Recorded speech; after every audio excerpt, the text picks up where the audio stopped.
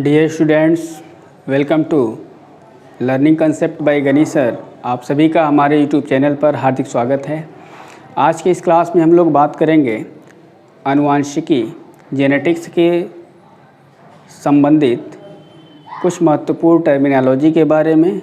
बगैर इन टर्मिनोलॉजी को अच्छी तरह से समझे जेनेटिक्स का कंसेप्ट समझना थोड़ा सा चुनौती से भरा हुआ होता है। तो आइए आज की क्लास में हम लोग जेनेटिक्स की उन बुनियादी शब्दावली के बारे में अध्ययन करें जिनका उपयोग अथवा जिनका प्रयोग जेनेटिक्स पढ़ने में बार बार किया जाता है।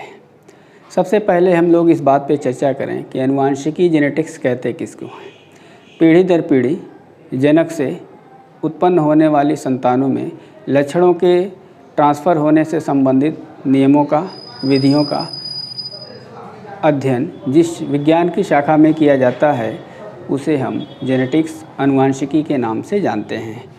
फादर ऑफ जेनेटिक्स का अगर नाम पूछा जाता है तो जीजे मेंडल होता है। तो ये याद रखिएगा, एक नंबर के क्वेश्चन अक्सर ऐसे पूछे जाते हैं। आइए एक एक करके टर्मिनोलॉजी जाना जाए। सबसे पहले हम लोग संकर हाइब्रिड को जानेंगे कि संकर या हाइब्रिड किसे कहते हैं।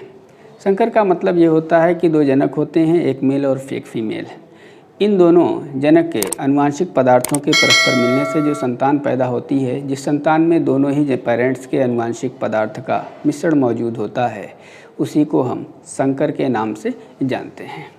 अगला है संकरण हिब्रिडाइजेशन।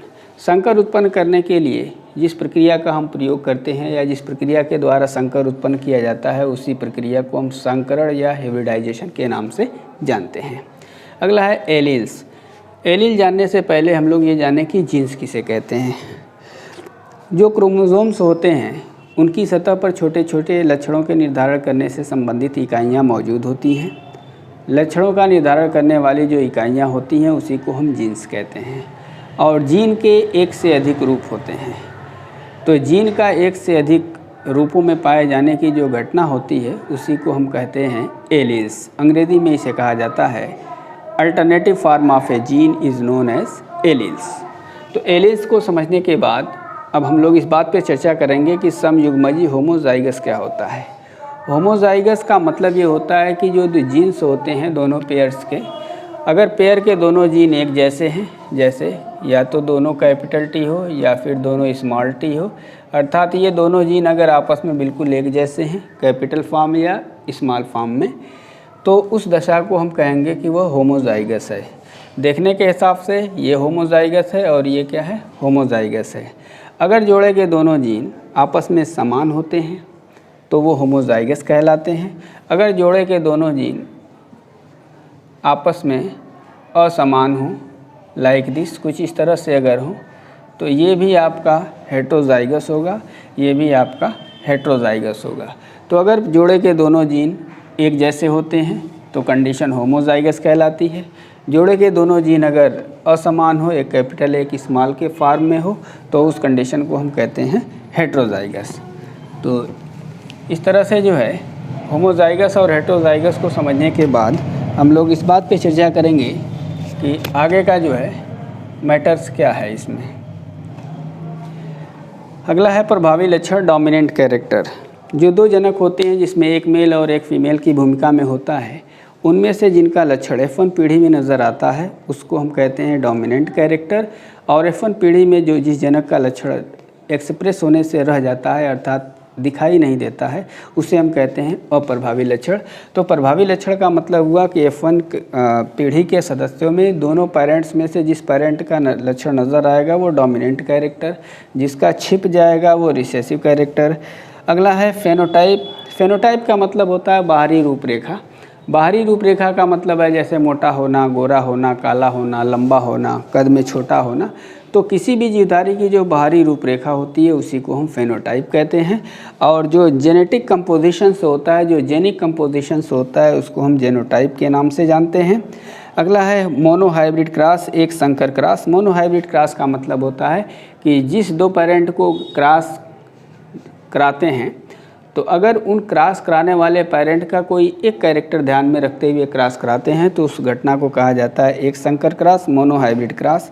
अगर क्रॉस जो है दो लक्षणों को ध्यान में रखते हुए क्रॉस कराते हैं तो उस घटना को कहा जाता है डाईहाइब्रिड क्रॉस, द्विसंकर क्रॉस। तो अगर दो पेरेंट्स के बीच क्रॉस की क्रिया कराते वक्त किसी एक कैरेक्टर को ध्यान में रखा जाए तो मोनोहाइब्रिड क्रॉस, और अगर दो कैरेक्टर को ध्यान में रखते हुए क्रॉस कराया जाए तो उसे डाईहाइब्रिड क्रॉस कहते हैं। अगला है जीन्स की परिभाषा तो हमने पीछे भी बता दिया, एक बार फिर बता देते हैं। कैरेक्टर डिटरमाइनिंग जो फैक्टर्स होते हैं सामान्य रूप से गुणसूत्रों की सतह पे मौजूद होते हैं, उसी को हम जीन्स के नाम से जानते हैं। अगला है टेस्ट क्रॉस और बैक क्रॉस। थोड़ा सा इसको समझा जाए, जैसे हम ये कहें कि ये आपका एक पेरेंट है टॉल के फॉर्म में, एक है ये ड्वार्फ के फॉर्म पे, ये है आपका F1 जनरेशन। अगर F1 जनरेशन्स का डोमिनेंट पेरेंट के साथ क्रॉस कराते हैं तो घटना कहलाती है आपकी बैक क्रॉस, और अगर F1 जनरेशन का रिसेसिव पेरेंट के साथ क्रॉस कराते हैं तो घटना कहलाती है आपकी test cross. If the F1 generations are crossed with dominant parent, the event is known as back cross. If the F1 generations are crossed with recessive parent, event is known as test cross. और last है आपका बहुविकल्पिता, multiple allelism. Multiple allelism का मतलब ये होता है कि अगर किसी एक लक्षण का निर्धारण दो या दो से अधिक जीन करते हैं तो उस घटना को कहा जाता है बहुविकल्पिता, मल्टीपल एलेलिज्म।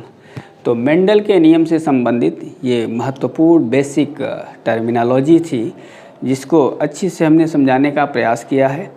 हमें आशा है कि आपको मेरी बात अच्छी से समझ में आई होगी। यदि कोई डाउट हो तो कमेंट बॉक्स में ज़रूर कमेंट करें। ये सभी टर्मिनोलॉजी अच्छी से समझने के बाद जेनेटिक्स आपको किसी भी लेवल पे, चाहे 9 से लेकर के MSc लेवल तक, कभी भी कोई दिक्कत ही आपको नहीं हो सकती, ये मेरी गारंटी है। तो वीडियो अच्छी लगे लाइक, शेयर और सब्सक्राइब करना ना भूलें। मिलेंगे फिर नेक्स्ट वीडियो में, तब तक के लिए बाय।